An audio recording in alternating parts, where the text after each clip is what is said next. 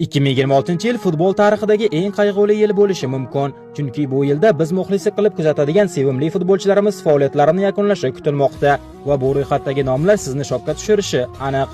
Robert Lewandowski, polshalik gol mashinasi, yillar davomida yuqori formada o'ynadi. Hech kim gol olmagan paytda gol urdi, hech kim ishonmaganida ishonchni oqladi. Hozir ham uning g'alabaga bo'lgan ishtiyoqi so'nmagan, ammo vaqt hech kimni ayamaydi. Keyingi yil ehtimol uning so'nggi futbol yili bo'lishi mumkin.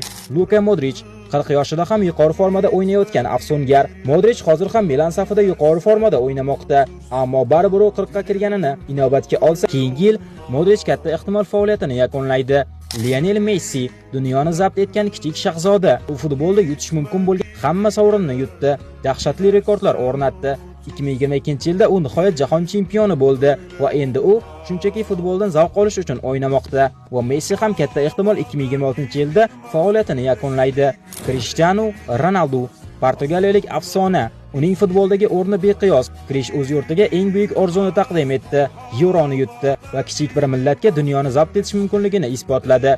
Lekin u qanchalik harakat qilmasin, 2026-yilda 41 ga to'ladi va katta ehtimol u ham jahon chempionatidan keyin faoliyatini yakunlaydi. To'g'risi, Ronaldo va Messi futboldan ketishini tasavvur ham qila olmayman. Bu haqida eslasam etim jimirlab ketadi.